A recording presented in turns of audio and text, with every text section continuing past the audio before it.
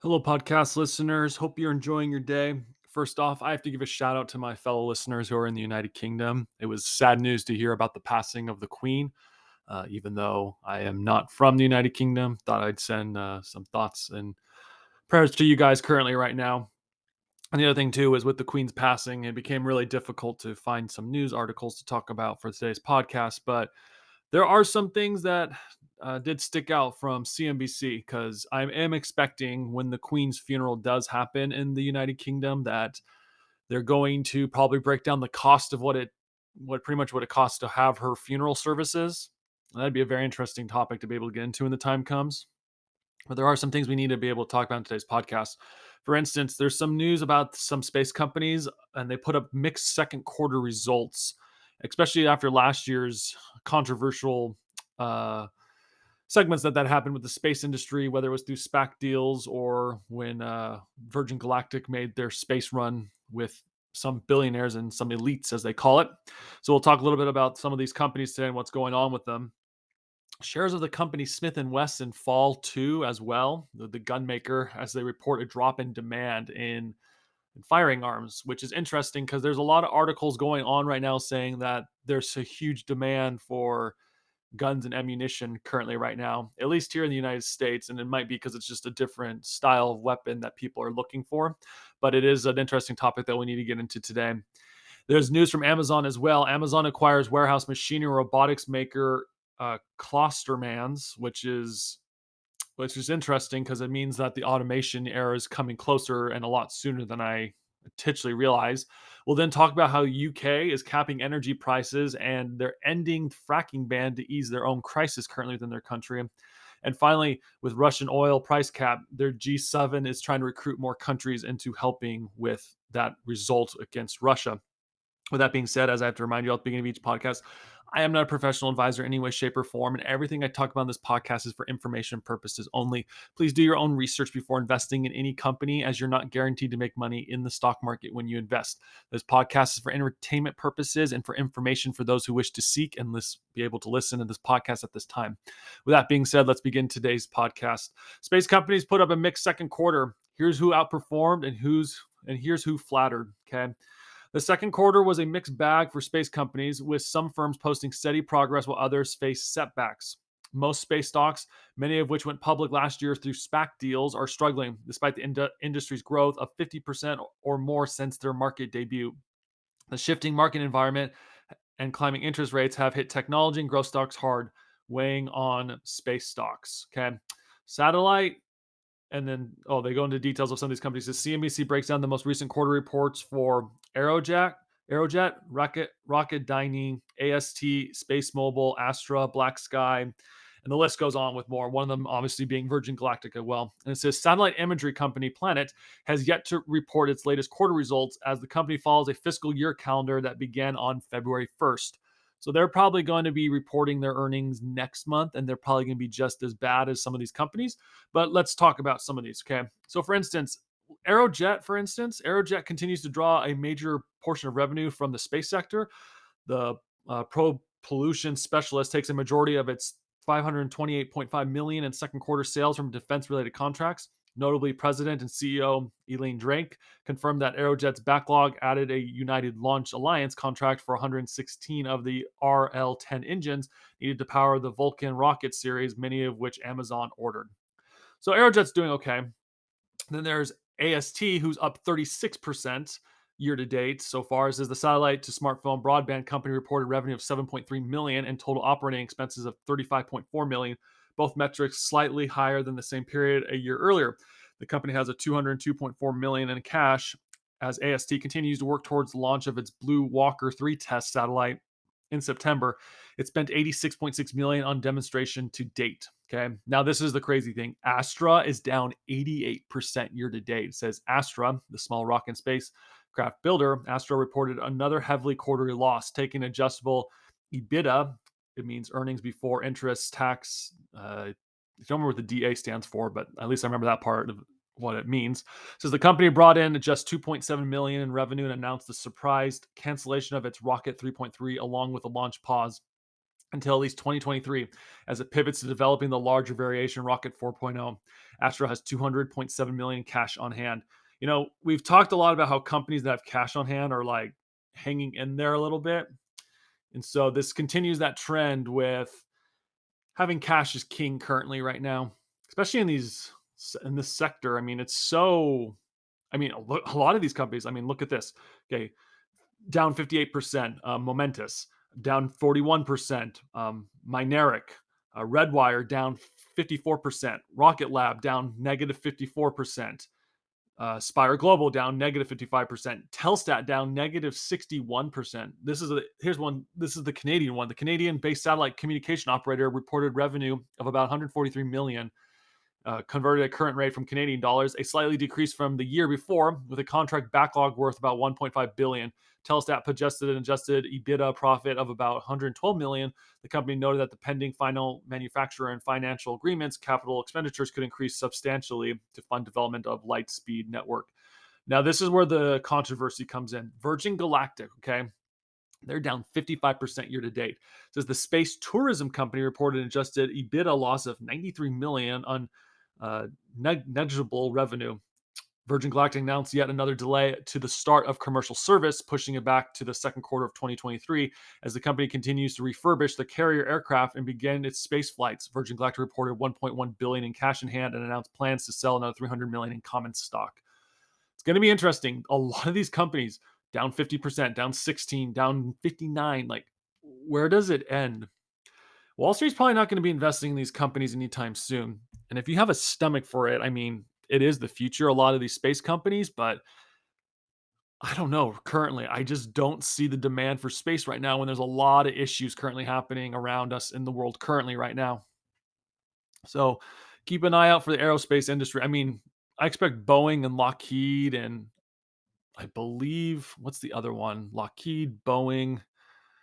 Those are the two big players, but there's other ones as well, but they'll probably do well right now. But in time, these little ones, who knows what's going to happen to them? Maybe they just get bought up and then they just form these tiny companies under the umbrella of like a Boeing or Lockheed Martin. So it's hard to tell, but keep an eye out for aerospace out there. On to the next article from the retail sector. Shares of Smith & Wesson fall after gunmaker reports drop in demand. Shares of Smith & Wesson Brands Inc. were down Friday morning after the company said demand for its guns returned to pre-pandemic levels. The firearms maker on Thursday had reported net sales of 84.4 million for its fiscal first quarter, a decrease of 69% from the same time last year. Smith & Wesson Chief Executive Officer Mark Smith blamed the challenging quarter on the return to normal demand levels and the company needing to correct inventory levels. Quote, the industry experienced our first normal summer slowdown in 3 years, Smith said in a press release. Additionally, he said manufacturer orders were artificially depressed as the company partners sold through existing inventories. Demand for guns have surged in late 2021 and early 2022 amid the pandemic and social civil unrest of police killings of unarmed Black people and the presidential election. Analysis agreed with Smith & Wesson's assessment of the normalization of firearm demand. Although the disappointment with results that missed our estimates, we think the company remained disciplined in its approach and its long-term growth, prudent management of channel inventory, a Lake Street analysis said in a note. Smith & Wesson has also been the subject of congressional scrutiny after lawmakers criticized the way gun manufacturers have marketed their products, especially to young men. For its first quarter ending July 31st, Smith & Wesson reported a net income of 3.3 million, dropping from 76.9 million in the year ago period. Smith & Wesson stock was down more 6% in the morning trading. The company's shares were down 25% so far as of Thursday's close. Now, granted, this is an older article. I don't know how they did on Friday, but the fact that they're admitting, at least Smith & Wesson, that they're admitting that their sales were down because the demand for guns have returned to pre-pandemic levels means potentially, at least for those who are huge gun enthusiasts out there, cost of ammunition might be finally going down. There'll probably be a still demand for guns for people, but ammunition at least might become cheaper. With the last year and a half, last 2-3 years, if you've been paying attention, CNBC is still talking about gun manufacturers sometimes in some of their videos. Like they recently did one about Americans' obsession with, I believe, the AR-15 it was. But it's going to be interesting to see how these manufacturers take the money they made pretty much last few years and what comes forth from it. Okay. Now, granted, there's still going to be a lot of controversy with the gun manufacturers, with the selling of firearms to people. But at the end of the day, these gun companies last few years made a lot of money during the pandemic, and a lot and people obviously every time there's like a tragedy of some way, shape, or form, gun manufacturers, there's always a rush to, at least in the United States, there's always a rush to get more, especially when a politician opens their mouth too. So I'm curious to know how these other manufacturers are going to report numbers soon. I mean, it's hard to tell. I mean, when you think of Smith and Wesson, if you actually look at the picture that they show of the Smith and Wesson booth at the annual NR meeting on the article, they just show a lot of revolvers. They do. I'm sure Smith and Wesson has other manufacturers for their products that they make as well, but they're mostly revolvers. Smith and Wesson is kind of like the old school, like if you watch the old westerns from Hollywood back in the day, that's what Smith and Wesson tends to make more of. So it's going to be interesting to see how these other manufacturers report numbers soon, and it's also going to be interesting to see what demand comes in the future when tragedy strikes or whenever a politician speaks out. The trend always just shows. So right now it's a downward trend for gun makers right now. So it's still interesting to be able to talk about because they're probably not going to be talking about it on CNBC for a while. And so we thought we'd cover it today. So, but keep an eye out for gun manufacturers, guys. I'm expecting ammo prices to go down though for those who are gun enthusiasts out there. So you guys should be happy about that. On to the next article, and this has to do with Amazon. Amazon acquires warehouse machinery and robotics maker Clostermans, I think it is really called. Amazon acquired Clostermans, a Belgian company that makes technology used in warehouse. The company announced Friday. Terms of the deal weren't disclosed. Amazon began working with Clostermans in 2019, using its technology to help move and stack heavy pallets and goods, as well as package products together for delivery, the retail giant said. Clostermans will become part of Amazon's robotics. Amazon's division focused on automating aspects of warehouse operations. The unit was formed after Amazon acquired Kivius Systems, a manufacturer of warehouse robots, for $775 million a decade ago. Amazon continues to launch new machines in warehouses. In June, the company unveiled a package ferrying machines called Proteus, which is referred to as the first fully autonomous mobile robot. It also deployed other robots that can help sort and move packages. In a blog post, Ian Simpson, vice president of global robotics at Amazon, said the company is investing in robotics and other technologies and makes its warehouse safer for employees. Quote, as we continue to broaden and accelerate the robotics and technology we design, engineer, and deploy across the operations, we look forward to welcoming Clostermans to Amazon and are excited to see what they can build together, Simpson said. The prospects of warehouse robotics improving safety has been a topic of debate. An investigation by Reveal from the Center of Investigative Reporting found Amazon's warehouses with robots have higher injury rates than facilities without automation. Founded in 1884, Clostermans began as a repair shop for textile companies and went on to build industrial machines. As a result of the acquisition, Clostermans remain a team of roughly 200 employees will remain the roughly 200 employees will join Amazon Robotics, Amazon said. Okay. That quote right there, that's the important one we need to talk about, where it says, the report from the investigative reporting found Amazon warehouses with robots have higher injury rates and facilities without automation. I firmly believe the world is getting closer and closer to automation every single day, like more robots helping with things. I mean, if you look on social media currently right now, there are robots that will deliver food to you. There's even robots in hotels that will, I believe, deliver stuff to you as well, whether it's your food, extra towels, maybe a pillow. And of course, the big one, which the disclosure I do have a small position in, is Nightscope Robots, which is the robotics company, security robots company. Robotics are coming. There's no stopping it. Okay. When I worked at Target, I mean, we were told that a lot of automation was coming. Don't know if it actually did. But at Walmart, I know for a fact they used to for the longest time, and I don't know if they still do, but Walmart had an article from CNBC how they talked about how they had a robot go down the aisle and it would scan the shelves as workers were working, and then it would order what it needed in the system as it was scanning the shelves. And then it would also pick up, well, not pick up, but it would, if it was scanning an item that wasn't supposed to be there, I think it would alert Walmart employees. It's been a while since I've read the article, but even Walmart's starting to use more robotics into their system. Okay. Robotics can just do things a lot easier that normal human beings can't do. And so the future of using more robotics, it just seems to be coming. It is. Now, granted, there might be more injuries currently right now at the Amazon warehouse, but in time, those will go down. I mean, that's just what happens. As technology gets better, injuries go down. So I'm just curious to know if one day we're going to start seeing more automation, not only just in the warehouse sector, but like in a grocery store, maybe, or maybe out in the highways too. It's hard to tell, but in my opinion, automation, and this is not obviously financial advice, I just think automation is coming and it's going to help change a lot of people's lives for the better in the making. Keep paying attention to that out there. Now, for the oil and gas that we like to talk about so much on this channel because it's just big news that's hardly being covered. First off, we're going back to the UK. UK to cap energy prices and end fracking ban to ease crisis. This is kind of big news. And granted, this news kind of disappeared after the announcement of the Queen's death on Thursday, I believe it was. So, I mean, there's some good news coming from the UK of how they're handling their energy crisis. But I mean, they're doing what they need to do to survive.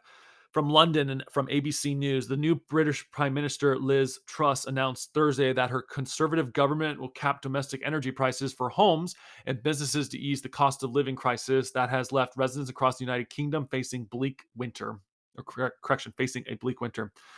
The moves are huge for government intervention in the economy by Truss, who sees herself as a small state free market conservative. She says she favors tax cuts over handouts, but she has been forced to act by the scale of the crisis as Russia's war in Ukraine has sent energy prices surging. Truss also said she will approve for more North Sea oil drilling and lift a ban on fracking to increase domestic energy supplies. This is going to be interesting, and this should be a study done to figure out if this would actually help with fighting the Russian war. Is will fracking help oversaturate the market with oil? In my opinion, it probably would. But the UK is not going to be big enough play, at least right now, to be able to handle the fight against Russia. Continuing on with the article, it says it has a huge policy announcement that a prime minister who only took office on Tuesday and was overshadowed by concerns about Queen Elizabeth II, who died Thursday afternoon at 96 after 70 years of a lifetime. In our energy statement, Truss said, "We're supporting this country through its winter and next and tackling the root cause of higher prices so we are never in the same position again." Truss said 2 years ago, energy prices guaranteed means average household bills for heating and electricity will be no more than £2,500 or $2,872 a year. Bills have been due to raise to £3,500 or $4,000 a year beginning in October, an 80% jump from the current average annual bill of £1,971. Energy costs are skyrocketing at a time when many people and businesses are still reeling from the economic aftershock of COVID-19 and Brexit. Business and public institutions like hospitals and schools will also get support for 6 months rather than 2 years. The government says the cap will cut the UK's soaring inflation rate by 4 to 5 percentage points. Inflation hit 10.1% in July and has been forecast to raise 13% before the end of this year, triggering a prolonged recession, the Bank of England has said. The British government hasn't said how much of the price cap will cost, but estimates have put it over 100 billion pounds or 116 billion. Truss has rejected opposition calls to impose a windfall tax on oil companies' profits. The cap will be paid out on treasury funds and by borrowing. Of course, more borrowing by governments. Continuing on, there was an important part of this article. It says Thursday's announcement will bring relief to many though critics say the government should be on target at its most vulnerable. Those already straining to keep up with the relentless rising costs say they will be struggling through as much as they fear.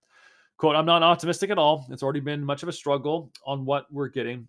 I will be in debt without a doubt. There's no way I can pay £2,500, said Sharon Anderson, a former government worker in London, who's recently became dependent on welfare payments after suffering a heart attack. Says after paying for essential bills, Anderson's left with £23, $27 a week for shop for food. Yeah, this is going to cause a lot of chaos soon. Okay. It says here the reason we're in this difficult situation is because a Russian president, Vladimir Putin, is applying war in Ukraine, Truss said, but we do not need to make sure that our energy supplies are more resilient and more secure so we are never in this situation again. Yeah, people are going to feel this across the board. Somewhere in here, oh, here it is. Okay, it says, and this is where I get confused with the energy crisis with Britain. Okay, it says Britain imports for its natural gas, though largely from Norway, not Russia, and so it's vulnerable to shifts in global prices. Truss move will reduce inflation and limit the size of recession, but also lead to higher interest rates and government debt, said Paul Dales, chief UK economist for UK economist for Capital Economics. It's going to get interesting to see how this all plays out. In my honest opinion, like I just said earlier, I think fracking would be a huge benefit to ending Russia's war with Ukraine. And honestly, you keep flooding the market and you get oil prices to drop so low that it's just not worth shipping out oil. Got to flood the market somehow, shape, or form. At least the UK is taking a stand and be able to end banning on fracking because the UK is going to feel it. They probably are going to enter a recession. The UK. I'm not trying to freak out my podcast listeners in the UK. I just read the news but it's not just the UK. I mean, Sri Lanka is already in pure crisis mode. We haven't reported on them in a while or even talked about them on this podcast. But things might get a little bit darker, okay? Especially if they can get more countries to get the Russian oil cap, okay? It says G7 looks to recruit more countries on Russian oil cap before negotiating details, officials say. From CNBC, 2 months after they agreed to explore price limits on Russian oil sales, G7 countries are still trying to recruit more countries to join their efforts before they enter more detailed discussions about the policies specifics, according to U.S. and European officials. The coalition has to be broader, and this is the diplomatic phase or negotiators are entering into. So, when European officials requesting autonomy to discuss sensitive deliberations. They shouldn't have to be off the record on that. That's ridiculous. You should be able to speak up if you think your plan's going to work. Continuing on with the article, the world's major democracies, with the notable exception of India, have banned the import of Russian oils. They are now negotiating a ban of insuring and shipping Russian oil to other countries unless the sale is below a set price. They aim to restrict the amount of revenue the Kremlin receives, but keep Russian oil in the market to avoid supply disruptions. Key importers of Russian oil, China, India, and now Turkey, have not yet said whether they'll join the coordination price gap or negotiation their own side. Deals with Russia, their participation could determine how much leverage Western nations have to set prices. It's premature to start discussing the price before the coalition comes together, a senior Treasury official told CNBC. Why are they hiding these people's names? Okay. These people need to be out up in front. They need to they got to let the public know what's going on because what their decisions are going to affect oil markets. And they're also going to affect the fact that energy prices might soar because of this. They should not be hiding. They should not. If their plan's going to work, they need to speak up. They need to have their names out there so that we know exactly what's going to happen because it's not constantly fair how the little guys constantly having to suffer because of these decisions. Continuing on, foreign leaders and financial officials have several gatherings over the next 2 months at the UN General Assembly in New York, meetings of the International Monetary Funds and World Bank in Washington, and multilateral summits overseas to discuss the mechanism. Negotiators expect that the group of 20 nations, or 19 with Russia excluded, will have made a decision by the time they've gathered in Bali, Indonesia in mid-November. Oh, good. They get to meet together again in Indonesia to discuss about this. What a waste. Continuing on, it was the expectation that the G20 countries will have been able by that time to communicate their possible participation, the European official said. Until then, no discussions or specific price under which to allow sale of Russian crude oil, high-value refined products, and low-value refined products have taken place among allies. It says here, last thing, and at least they're admitting on this one. In recent days, G7 negotiators formalized their intention to pursue the price cap after announcing it at a conclusion of the recent Alpine Summit. Treasury Secretary Janet Yellen suggests that the U.S. doesn't necessarily need China or Russia to participate for the policy to have its intended effect. Senior officials of the White House said the Biden administration expects the price cap to go in effect by the end of this year. Yeah. Oh, these politicians, they drive me insane a lot. They do. And they should drive you insane as well.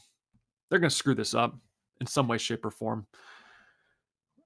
I'll keep saying it until people keep spreading the news about our podcast, but I just got to keep beating the same drum.